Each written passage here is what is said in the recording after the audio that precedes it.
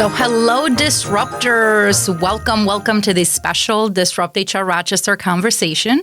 I'm Elina Kokorotsis, your host for today, and a very proud advocate of innovative ideas that challenge the status quo in HR and the world of work.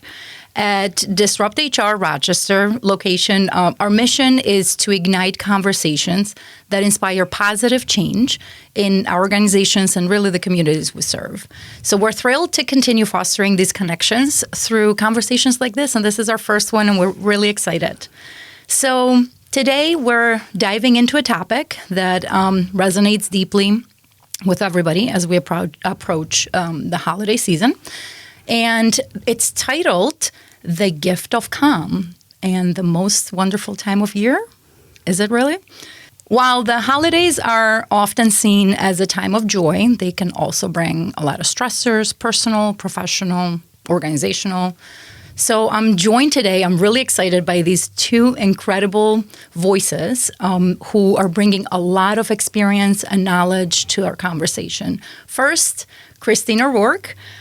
She has been a driving force at DisruptHR since its inception here in Rochester, and she's a passionate advocate for creating workplaces where people thrive.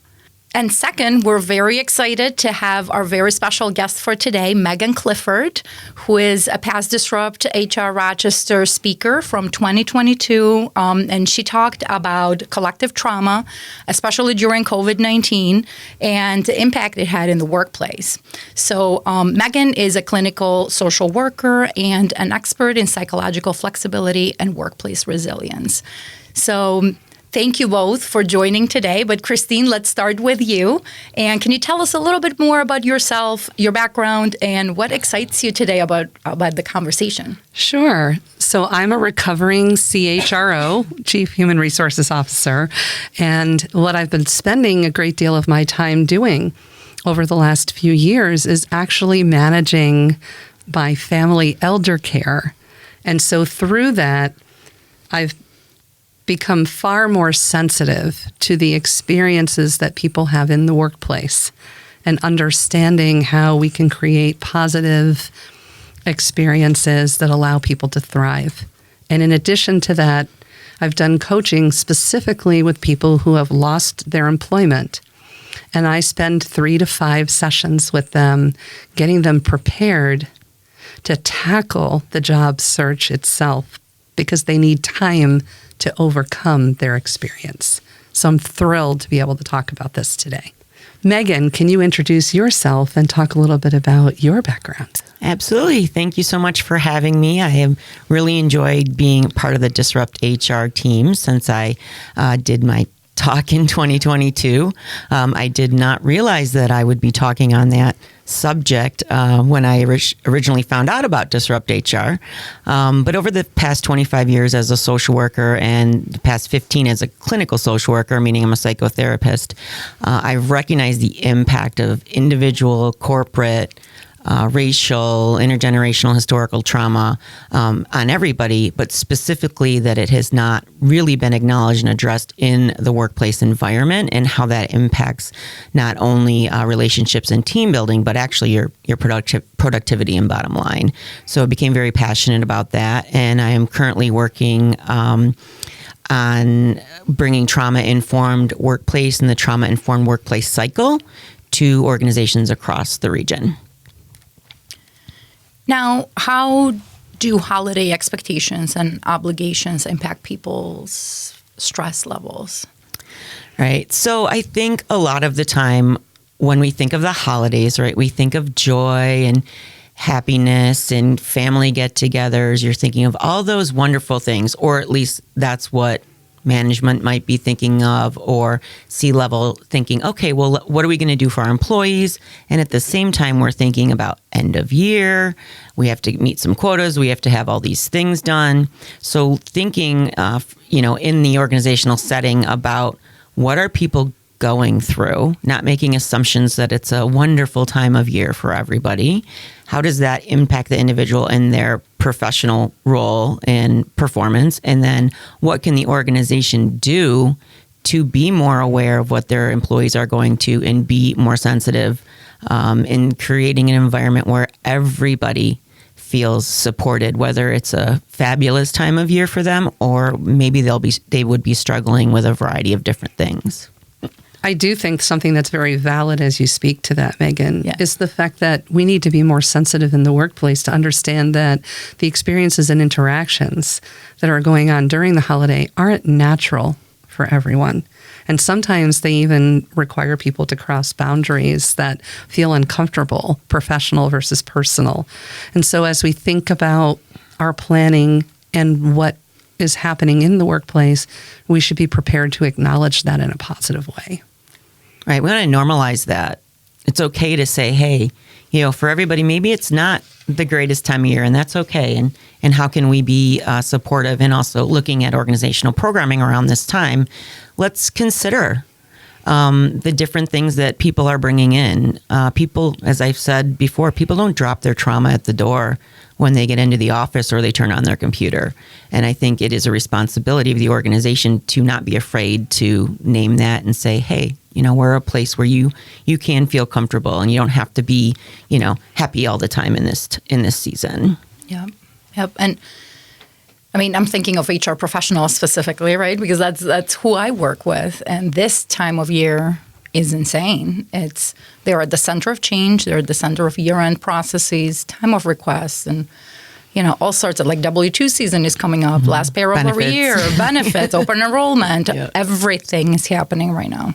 So one of the things that I think has been very energizing for me recently, where I'm seeing some tangible benefit, is working with a client who decided to take on open enrollment in such a way that it continues throughout October, November, and December, and it's adding well-being and other kinds of coaching to employees' experiences. It's all voluntary. And so how can you prepare yourself for year-end, whatever that experience might be? And what are some of the ways you can cope with the lack of light or too many things to do? And the EAP and the benefits providers agreed to do many of these things at little to no cost.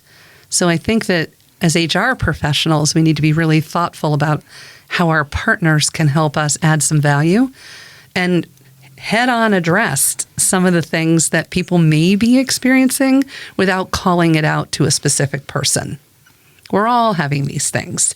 So let's talk about how we can do things that are kind to ourselves and help us be better. Yeah, I love that you brought up something I had been thinking about earlier and you're right. One of the things that I do in my business is I contract with those EAPs to bring that wellness programming in. And also remember, a lot of corporations, they have wellness dollars that you've paid for with your benefits. And I know a lot of folks are like, I got to use all these wellness benefits. But one of the things that you said, and I'm thinking, again, I go through a trauma-informed lens. People will do a financial literacy course, in late November or December, because we know financial challenges are anxiety provoking. Well, if you started that in October or November, somebody might be thinking ahead, but it could be shaming for somebody to have that in the end of November or December, where it's like, well, we know the holidays are difficult financially, so here's a financial literacy course.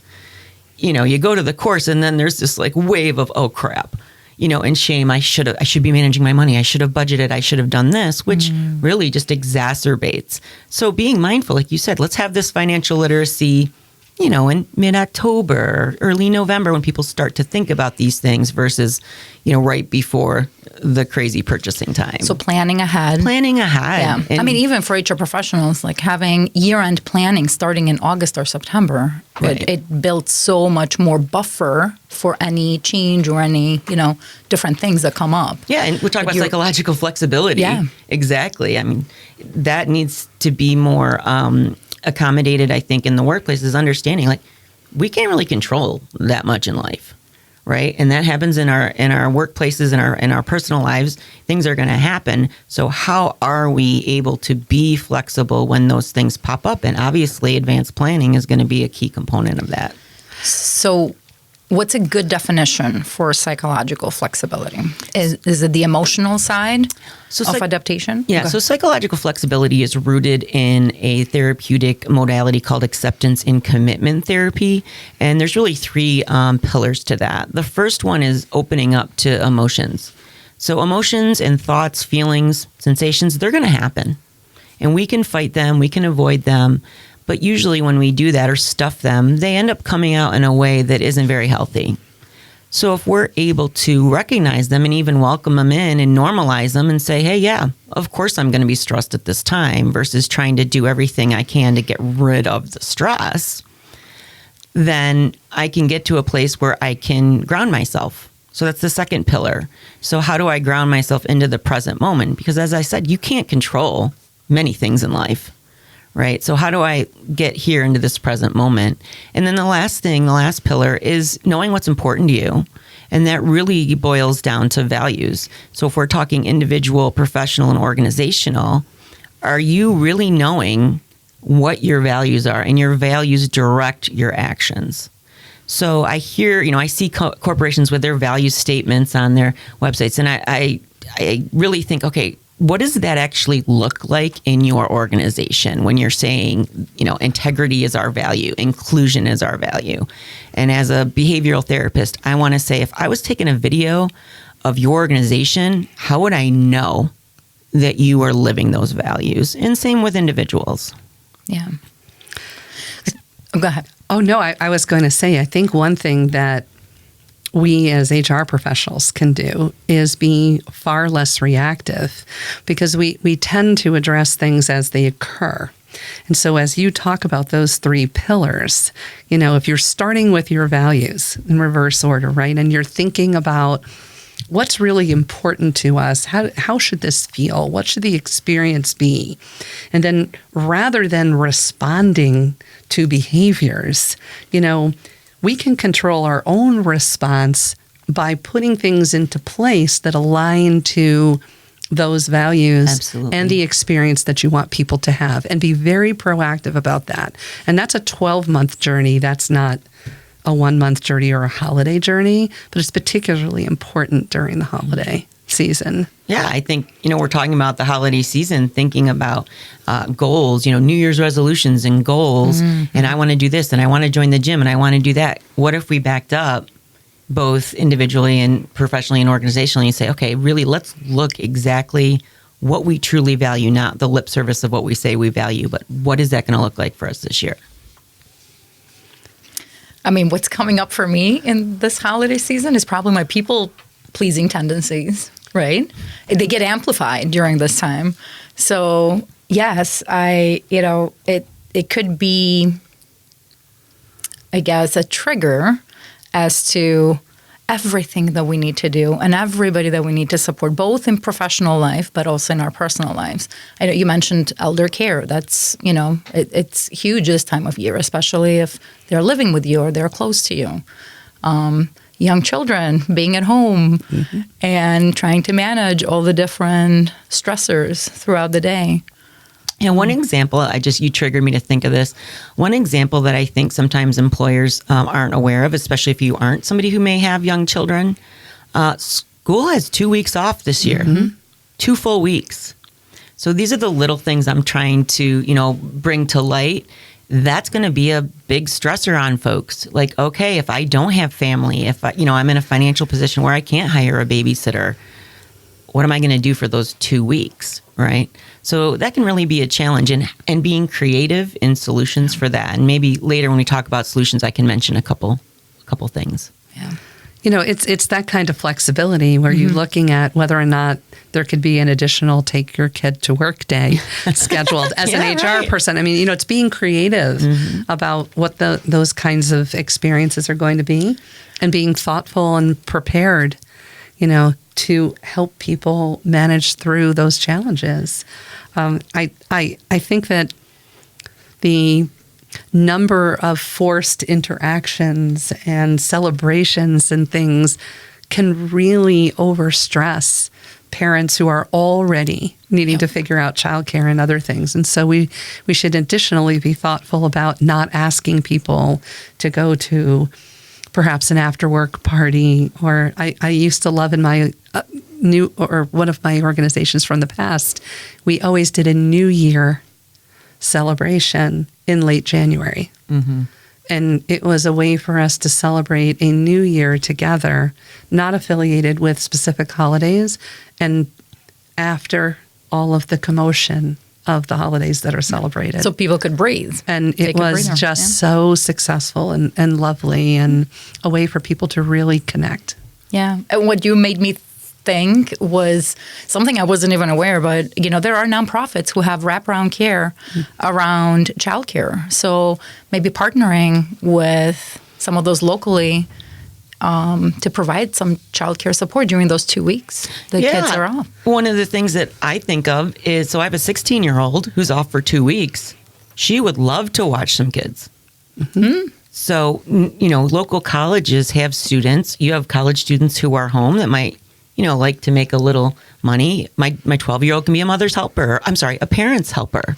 They're much less expensive. But, thinking about those things, like, again, with healthy boundaries, within the workplace. But, do you say to your employees, hey, think about maybe would this be helpful? So that's kind of, I'm thinking about those little things maybe that a company might not think of that can be really helpful. I think from an HR perspective, too, the way that we can be better in the workplace is by creating a visual of what is really happening through the rest of the year. From a business perspective, I had a boss once tell me to post and visualize across the wall what's happening between December 1 and December 31. What are all of the requirements going on in the business? And then you can really see very visually, and if you can't see, find another way to identify this, where you are then very cognizant of all of the things that are happening, just not what you know. And then you can plan more effectively for, where might boundaries need to be set? Where might we need to rethink a deadline? Those are things that I think we should be proactive about, and we should lead that effort in an organization. I love that. And I think, Megan, you had some additional things to think about. I think the first slide also had some personal things to consider on top of the professional ones. Well, everybody knows a therapist's one of our favorite things to talk about is boundaries, right? Boundaries are difficult, right? So what does it mean to have a boundary? I'm going to quote Brene Brown, if anyone's familiar with her. Yes, I love her. It is what is okay for me and what is not okay for me. So sometimes we need some time to reflect, because what has been okay is what people have expected of us. And we internalize that. When we take a moment to think, maybe that's not okay for me, or it's not okay for me anymore, or it's not okay for me this year. Being clear. And I have a client right now who had a traumatic loss in her family.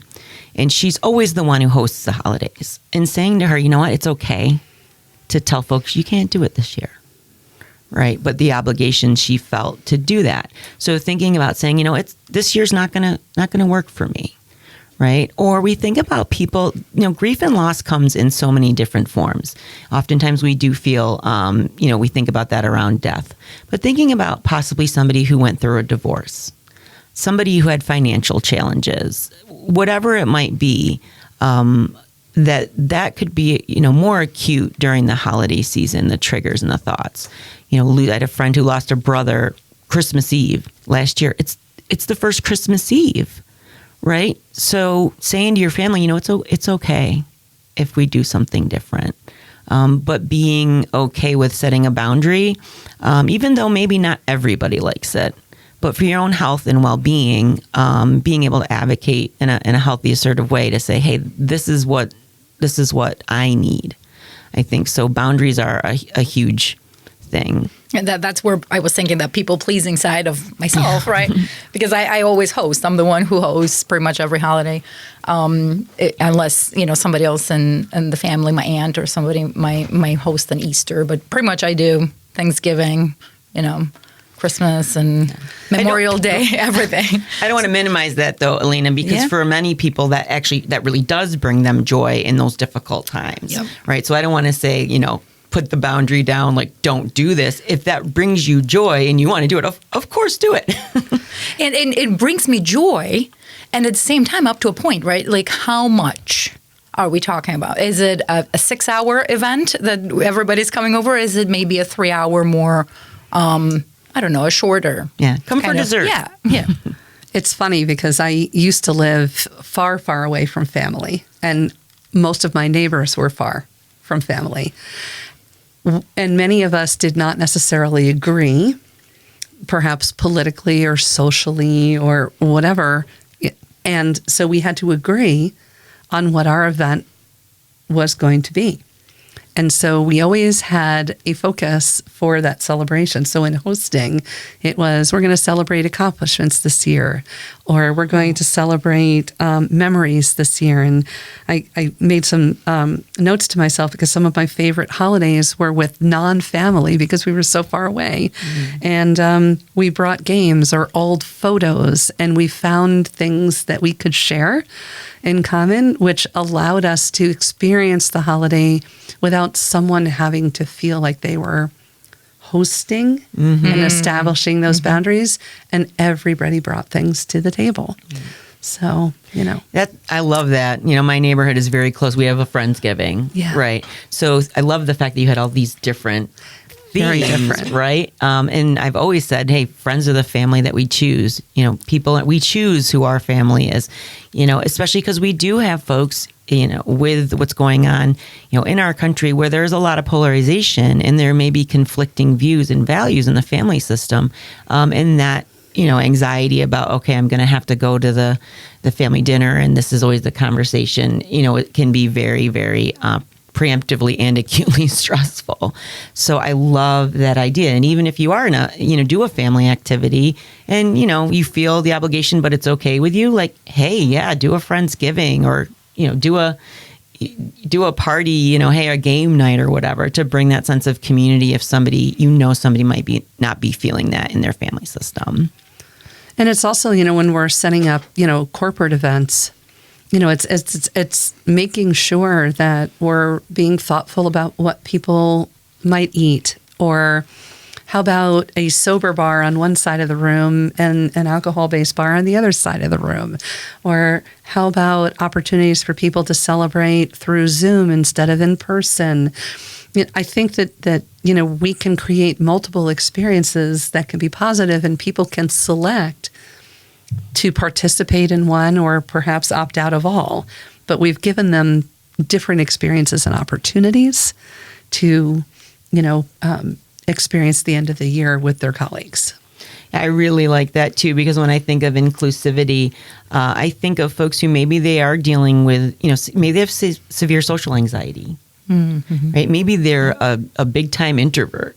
So the idea of a large organizational holiday party is terrifying, right? So thinking, do we offer some different choices about, do we have a small, game lunchtime or something like that, where those folks who like the smaller groups or feel more comfortable? So giving choices to people. So again, they don't feel this expectation that if they don't go to the party that they're not a part of the group. I also think the other thing that we should be thoughtful of is many times during this year, as an organization, that I might be the HR person for, we may be asking people to donate and to provide things for others, when in fact you may not even be sensitive to who you're asking. And so how we go about asking people to participate in yet another boundary, and not triggering trauma by having someone have to admit that they can't bring in a canned good this year, but rather create opportunities for people to do different things.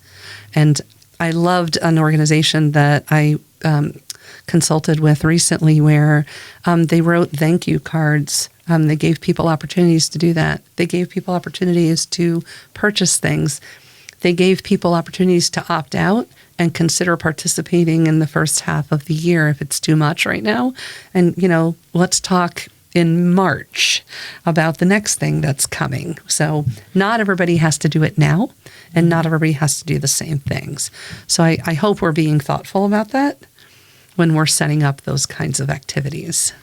Another short tidbit as a social worker that people don't know is food insecurity is most significant in the summer. Oh, interesting. Yeah, so we, gratefully people donate so much around the holidays, but food insecurity exacerbates in the summertime. So as an organization, would you maybe do something like that in the summer? And that's where I think a perspective like mine is helpful, just to say, hey, are we aware of this? One of the things I always say is you never know what people are bringing in with them to work. But you also don't know if you could be the one person that creates that safety and trust for them. And when you think, maybe one of the things I talk about a lot is corporate trauma. So somebody who has come in to your organization new and they've had really, difficult traumatic experiences, creating a sense of safety and trust from the beginning, even in the recruitment process, can be so impactful. Because if you're, I worked in a couple very, very traumatic, toxic places, and going to the next place, I was like, am I going to be my true self? Am I going to temper myself down? So, being aware of, for me, that what are all of the things throughout the whole employment cycle that we're doing to create the sense of safety and trust so we can get our true, authentic people? And isn't that going to create more productivity? And that tampering down who you are and kind of, it's, oh my God, it's a drain. It's a drain. It's, you go home and, your family gets whatever it's left of you. And it's horrible feeling. Yeah, and I think many of us who have been in organizations, especially as women who are assertive, we've been in those situations, which is not new, I know, to HR, but being told that you're challenging or you're too, so when you're being assertive, you're aggressive. So if you have those opportunities, or you do leave that organization, you're going to be, wary about going into a new organization saying, well, am I difficult or am I passionate? And that also takes self-reflection to say, okay, how can I articulate this in a way isn't perceived, but also being true to my authentic self? So I know that's a little bit off our topic, but I think bringing that up of corporate trauma is very important. And if somebody does onboard in October or November, great. Here's an opportunity to, again, create safety and trust on your team, with your supervisees and in the organization. But connecting that back to personal challenges. So if you have done the work, if you're doing, the self-development work and digging in and, working on your trauma, working on the different things that, improving yourself, going back, let's say, home during the holidays, maybe seeing individuals who they're not used to you being, this new person who has been working on themselves. That's another big challenge that could trigger people, going back home, being at the holiday table and other people's expectations also. Yeah, and we grow up, we all grow up with our own experiences. We all have expectations and, judgments of people in our lives, how they are, how they used to be. So I think just, this is a core tenet of acceptance and commitment therapy. This situation isn't the same situation, and I'm never the same person. So going in with grace and understanding that people, do have the ability to self-reflect. When you talk about emotional intelligence, I know that's the buzzword in corporations oftentimes, but giving people a generous assumption that, they are who they are, and that's a beautiful thing, even if you don't necessarily like that. So far, we've been talking about so many different things that come up for people in the holidays. Financial, we kind of talked about family commitments. We talked about kids' time off from school and year-end demands, even the lack of PTO, and then grief and loss, feelings that come up during the holidays. And, I'm thinking, what are maybe some ways that either organizations or individuals, that any things that you have seen that work? I think you mentioned a couple of things about open enrollment and planning ahead of time. What are some other things we've seen? Okay. I think it's very important for us to have a pulse for what the experience actually is. And I think that we need to be more serious about asking that question, because we're guessing about what people's experiences are if we aren't asking. So I always loved the idea of looking at doing, an employee survey or an employee pulse check, if we're talking about managing end of the year or seasonal type things like we are today, understanding how to capture that in an August, September timeframe, and then demonstrating that we've heard that and implementing some things that are helpful. So it may be something as simple as adding additional light. In Rochester, it's cloudy. People complain that from September to April, we're under a gray cloud. Well, people have seasonal affective disorder is real. It's totally real. I had a brother who had it and would bring his own light, but fluorescent lights aren't particularly helpful. What are some other things that we might be able to do to manage the fact that may be, something people told us, causes distraction, or perhaps there may be other ways to bring in art or music or things that are not necessarily triggers, but things that are based again on survey data that help us change the dynamic enough that people know that we've heard them and that we're making an effort to try to allow for them to thrive and focus at a time where it can be very challenging. Yeah. So, and I think there's probably a million examples of what we could do, but I think it should be tailored specifically to what are people telling you their needs are. Yeah, and I think you can do that from an organizational level, but let's look at the team level, right? Let's look at the supervisor. And I'm a big fan of, doing a pulse check quarterly. If you've built a relationship of safety and trust with your team members, with each individual, where you're not afraid to ask these questions, because honestly, people want you to ask them. That if you're doing that pulse, and you're doing it on your team, you can be psychologically flexible in meeting people, where they're at. So, I think the organizational survey, but, are you surveying your team? Are you surveying folks individually? Are you having a conversation in your weekly, hourly supervision? That is, connecting with the human, and creating that environment where it's not, especially like in an HR is not here to punish you. But this is where I think the role of HR and then the role of the leader are so important. Yeah. They're very Integrated. key, right? Integrated, exactly. Because the role of HR, the way I see it, it's more, create those foundational programs, create the foundations where leaders can reinforce. Like, how do you do one-on-ones? Maybe one-on-ones need to look different at this time of year. Maybe they look different in the summertime versus now, right? So integrating HR practices and leadership development, I think it's going to be needed even more, especially, you talked about psychological flexibility and opening up to emotions, grounding yourself and having that self-leadership practice. I think leaders have a huge role to play in that for themselves. Right. And also supporting the teams to do the same. And I also think, it's important to look at who your natural leaders are in your organization, not just folks who might have that title, right? And engaging them. Like, I am the social coordinator of my neighborhood. Everybody knows you're having a party, you're having a get together. Megan will get it together, right?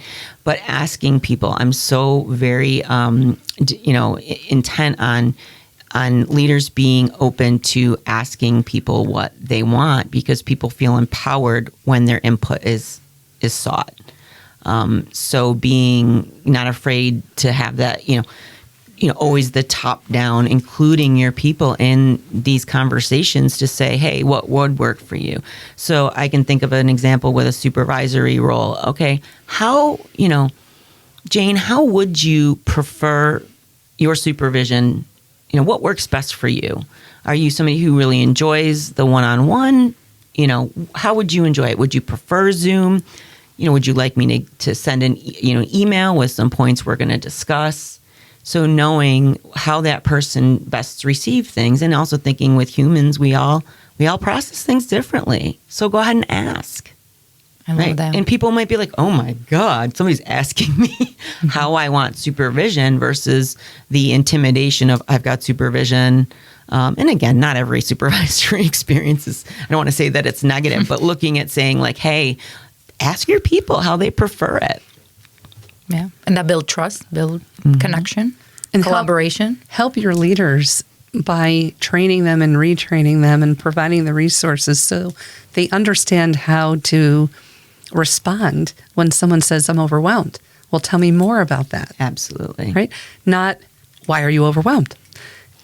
Being ready to tackle this as a leader takes practice Yeah. and training. And so we need to be very thoughtful about getting people prepared to do that because they're human too, and they may be just as overwhelmed as everyone else Exactly. Yes. and just need a little extra oomph. You know? yeah. Christine, you said something was really resonated with me earlier is so many times we react, in so many situations. We react to this, we react to that. How do we respond? Right? Let's back it up and say, what is a response to this? So we don't come in blazing, putting the fires out all the time versus being thoughtful and saying, some of that is preparing ahead of time, but thinking, what is the response? So do we as leaders have to take that moment, take a breath, and create a response versus, and this is our own human reaction, like, okay, I'm anxious, I want to fix it. Yeah. But kind of with a psychological flexibility, let's ground ourselves for a moment. Again, think about what's important to us and then respond to the situation. So what if we challenge or we disrupt? We disrupt. Challenge the definition of boundaries. So maybe it's not what is okay and what is not. Maybe it's the power of pause. Absolutely. Before you say, how can I respond to this versus reacting? And I think that that's extremely powerful. And culturally, we have to get people prepared to accept the pause. Because in the United States, we're very bad at that overall. And so we need to understand that if we ask a question, a 30-second pause, a minute pause is absolutely acceptable. And just be patient and take a breath and give that person the gift of allowing them to think. And it allows you to think at the same time. And it gets you ready to listen. Absolutely. Absolutely. Great point. I love them. So how about, we talked a lot about organizational kind of, ways to cope or think about or be mindful. How about some more on a personal level? So I when we're thinking about, thinking ahead on things, right? So for many people, the fact that Christmas music starts in October, right? Turn it off, right? So perhaps you are feeling overwhelmed in a holiday setting. Give yourself permission to leave for a little bit, right? Say, I'm just going to step out for a little bit. Nobody has to know why. Okay, go upstairs, sneak out, give yourself some time to get grounded, right? That's perfectly okay. And if people are like, hey, where's Megan? She just took a break for a minute, right? And thinking about when we're having folks in our lives who are sober, right? Our culture is grounded. When you think about going out, going to somebody's house, there's alcohol is always involved in that. Well, let's think about the people in our lives who are choosing not to use substances for whatever reason. Let's be respectful of that. Okay. Looking at timing. So, I have parents who are divorced. My husband's parents are divorced. It was like, we're going to 27 homes. and we had small kids, and it was like, okay, that actually is not going to work for us.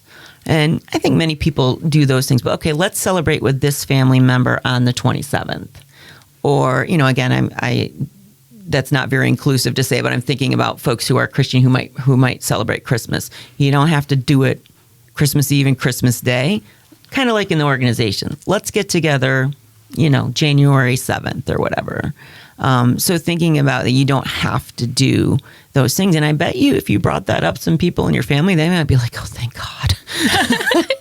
Because I have to go to 27 places too. And, you don't get the connection that you might want with your immediate family. And, I would be the other person on the other side that I would try to be the glue and bring all those 27 people or 27 families together and do a big, fat Greek wedding kind of. Which is perfectly okay. If that works for us, perfectly okay, right? But giving family members like the option and being okay with like to opt out if that works best for them. And not, being mindful of not being offended or personalizing things. If somebody says, I think, we're just going to stay home this Christmas. It's not a slight on you necessarily or on the family. It's saying this is what's best for me and my family right now. And again, boundaries can change if circumstances change or people, get to different spaces. We have the option to loosen or tighten those up. But this is when we're looking in that present moment, again, from the acceptance and commitment therapy, psychological flexibility. Am I taking that moment to pause and say, hey, what's best for me? Not just being on autopilot because this is the way we've always done it. Saying, hey, maybe right now that's not good for me, and that's okay. And being thoughtful about the differences in the way that people are celebrating at this time of the year is so important. There's always a challenge when Christmas is over, but Hanukkah's just starting, or Kwanzaa's just starting. And so some people are over it and some people are just starting it, or people may not celebrate any of those at all. And what does that mean? And so it's providing each other the gift for understanding, are you celebrating? What are you celebrating? And is there a way for us to potentially celebrate together? Mm-hmm. Right? Absolutely. And that's, I always appreciate that coming from a family that has different ways to celebrate at different times of the year. Yeah. And that works really well for us. And the other thing that I love about what we've been able to work out just in our own family is we never have to celebrate on a specific day. We celebrate around the boundaries of when people have opportunity to do so comfortably. And that has removed so much stress from our family dynamic. It's just been a beautiful thing for us to manage. Yeah, I love that. Yeah, it's really great. And one thing you made me think as you were sharing some strategies was connecting it back to that psychological flexibility. And you mentioned, opening up to all those emotions and trying to find ways to ground yourself. I wonder if having like a little emergency care kit with you Absolutely. Of some sort, that maybe you have headphones. And if you do need to step away and maybe take a walk around the block, put your headphones on or chew some gum, or maybe a nice lotion with smell that could just take you to a more relaxing moment of some sort. I'll give you my favorite trick real quickly. So whenever we're flooded with a lot of emotions, we're kind of really back into our caveman brain, and our body might be really tense and, we're kind of in a fight, flight, freeze space whenever we have a lot of emotions. So I say to people, go grab an ice cube. Because when you feel the cold of the ice cube, your body's going to respond to that and you're going to settle a little bit. So it's a real easy way to just, I'm going to go refill my soda and get your ice cube out of the freezer. I love that one because it's really quick and nobody's going to be like, where'd they go? Of course, not that that's a problem if you choose to go for a walk or away, whatnot, but I like that really quick thing to do.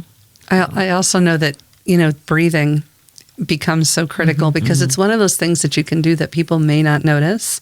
And so if you can't remove yourself, you can breathe. And that can really change how you're going to respond to something. Yeah, back to that pause, Yeah, and with that pause, I work with a lot of organizations and individuals, right? If you're looking for meditation or you're looking for breathing exercises, oftentimes we will recommend like box breathing or square breathing. Just go to YouTube, put breathing techniques in, put meditation techniques in. I love the Calm app. I use the Calm app. It's got 2-minute meditations. It's got 10. It has sleep stories. So when my mind is racing at night, I can put a story on. Yeah. So thinking about those things that are, kind of quick, or preemptively thinking about, okay, my mind is racing. So what am I doing to kind of get myself ready to settle down at night? And that's not just for the holidays. That's kind of all year round. All year round. Yeah. But the breathings that's fundamental. That's the first thing we recommend in therapy is breathing to get somebody to ground themselves. Yeah. Yeah. And again, nobody has to know that you're doing square breathing at the dinner table. Exactly. Or even a fidget toy. Yeah. I love fidget toys. So having something, that's enough to get me grounded in the moment. Right. Or even like this little ring I have with like little beads. That's fidget enough for me to. That's if why I get wore triggered this today, yeah. so that I could do this if I needed to. I love it. We're telling you all of our secrets. I know. Our secrets are coming out. It's okay. So as we wrap up and start to think about how we implement some of these things, what are some key takeaways or things that we want to commit moving forward? I think for me, I really appreciate trying to move into someone else's shoes with some better knowledge, asking people how they're doing, asking people, if we have something that we need to do together, what can we do to do this in such a way that we're not adding to the additional stress? What are some things we can do for each other? How can we approach this differently? I really enjoy trying to just put that on the table up front so that we can be productive and have fun and enjoy, this time. So I want to be mindful about asking and understanding. I love that. Is it my turn? Sure. Go ahead. Yes, you tell us what you're going to do. Ooh, I'm going to hone in the power of pause. I will. I kind of like that, the pause, because pausing for me, it helps me in the moment to reprioritize. And, sometimes we say, oh, I'm taking it day by day, or hour by hour, or 15 minutes at a time. Mm-hmm. And that pause can give you that space, I think, to say, well, what do I need now in this moment or in the next hour? Mm-hmm. And I think that's a good way to kind of survive the holidays to some extent. Yeah. So I'll hone in on the boundaries and the power of pause. Great. No, I'm sorry, I'm not the host. Well, one other thing I would say I like to validate people. Yeah. The other thing that I didn't think about that I need to think about is less is more. Less is more. And just not feel over-obligated to do too much. But what I do well. Mm-hmm. And do what brings you joy. What brings you joy. Yes. Yeah. Which really takes us to those 3 key takeaways that we wanted everybody to think about and take out of this session today. It's normalizing that the holidays can be fun for everyone, and that's okay. Finding ways to cope that work for you and only you. And also, you decide what you want the holidays to be. Whatever that looks like, that brings you joy and meaning. So this concludes today's discussion, and I want to give both Christine and Megan a huge, huge thank you. I'm so grateful for both of you. I really enjoyed this discussion and learned. I always learn so much from you every time I talk to you both. And I do from you all. Yeah, I really do. I really enjoy learning more and more about HR, and I see the transition of being people-centered. I think as someone who wants to positively disrupt things, it's important to have conversations with people who have your expertise, because at the end of the day, we can only disrupt things positively when we are more grounded and thoughtful about how what we do impacts others and ourselves. So I really appreciate that opportunity to learn today. So thank you. Thank you. And thank you to Scott from ROC Vox.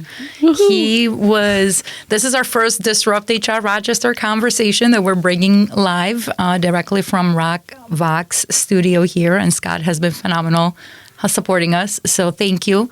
And what do we say? Do we say happy holidays, or is that?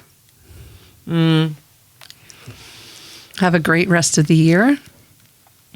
We hope you do what brings you joy. That's a better season. way to say it. Ooh, Thank you. I like that. We invite you to do what brings you joy. So thank you, everybody, and we hope you do anything that brings you joy this season. Anything it is meaningful for you. Thank you. Thank you.